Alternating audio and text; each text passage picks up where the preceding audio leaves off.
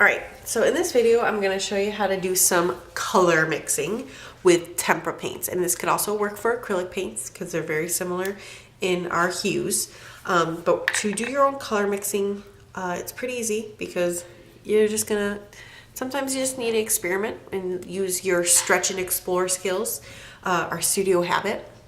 And today I know I'm looking for a purplish color, and I don't want to use the straight purple. I want to make my own purple. So I look to the color charts that are up in the room, and I know that blue usually helps, or a cyan will help, and we don't have a cyan in here, which is a blue is a lighter tone. And then I also know I can use either a magenta or red, and I really like the magenta. So I'm gonna grab just a little scoop of that. I'm not getting a whole scoop, just a little dot right into the well. And I know that this will make a really great purple, but I also want it to be a light tint. Tint meaning I add white to my color. So I know I'm gonna need a little bit of white. So I'm just gonna do a little dot of white in here. And in one of the empty wells, now I can mix these colors to play around to see what would be the purple that I'm gonna get. So now I'm first gonna start with my lighter color by adding some white in here. Very good. Gonna get one more scoop because I want it to be a very light tint. And then what I'm gonna do is in my water cup, I dip it in, because see how the end's all white, and we don't want to mix it with our magenta. Even though it's your paint palette now, you might want to try to mix other colors, and you don't want to tamper the magenta. So, and then I'm going to roll it onto our dirty sponge. So on our dirty sponge, just roll it.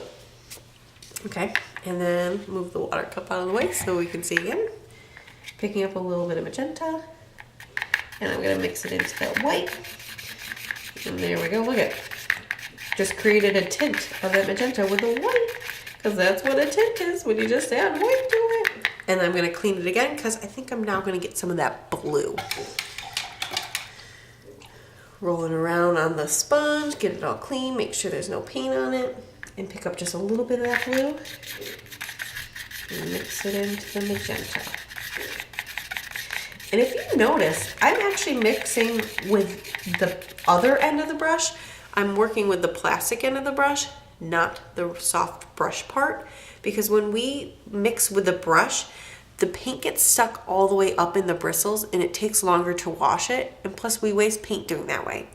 This way, we don't have as much paint in our brush, we have more paint in the palette, and if we want even more, we can scrape off the edge a little bit, and we can pick that up later, that little bit right here, with our paintbrush, and finally paint with it. So, I'm actually going to see if that's the paint I want by painting it on a separate piece of paper. So I just have a scrap piece of paper here. I'm going to finally pick it up with my brush. And I'm going to see if that's the color I really like and paint on. Ooh, I think that would be awesome for the project I'm working on. Yeah, I like that. So now that I know exactly what color I'm going to want, I'm actually going to wash this brush so I don't get paint anywhere and on me. Patting it on my sponge. I'm actually now going to, instead of, because this is not enough paint for the project I'm doing. I probably need a whole well of paint to do what I'm doing. So what I can do now is go back to our egg carton, I know I did some white, I did some magenta, and so now I'm just putting a scoop right into the same well as the white paint. And I had a little bit of blue.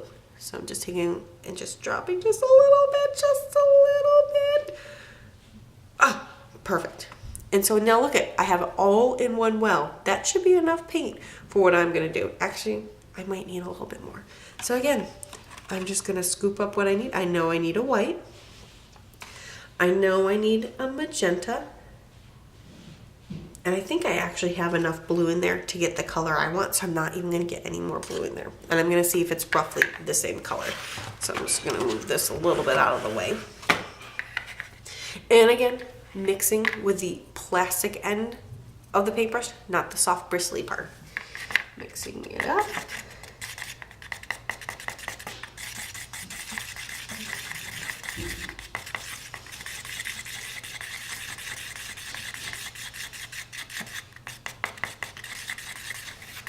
And look at that. Now, if I look closer, I think this color might be a little bit darker. Might have a little more blue and not as much white.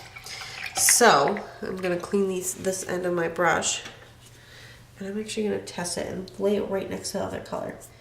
Yeah, that looks a little, I think that's actually the same color, the same hue, but I need to add some more white. So I'm actually gonna clean my brush again, and I'm gonna pick it up because I have white still in my palette and add it to this. Ooh, I think that's on the right track. Ooh, I think I need to add a little bit more white.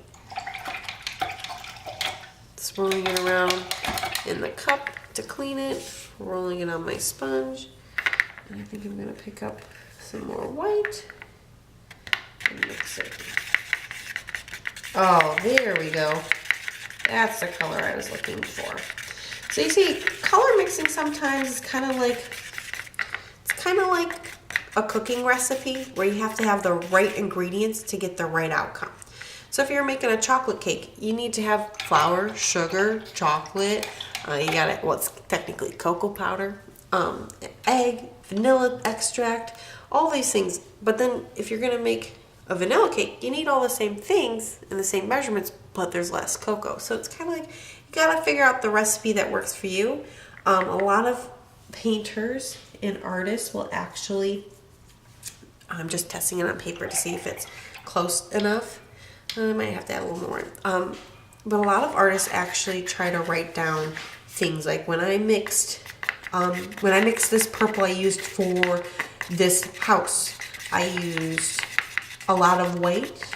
I used actually 2 scoops of white, but only 1 scoop of blue. And they write it down so that they can remember next time, so that the colors are similar when they start to draw the project. So I'm just adding some more white because I still think I need a little bit more. I think that's a lot better. Also might have to have a little more magenta. So see, I'm just going back and forth, cleaning my brush, trying to get this color the right color, or at least close to what I mixed the first time, because I liked that color a lot. Ooh, that's much better. Perfect. That's the color I'm going to use for my background. So for today, I would love you to start mixing some colors of your very own, figuring it out. And if you need to start writing down some recipes for these colors, go ahead. I'm pretty sure if you ask Miss Richmond, or me, that's me, she will have a little worksheet for you to kind of fill in for you, okay? Have fun.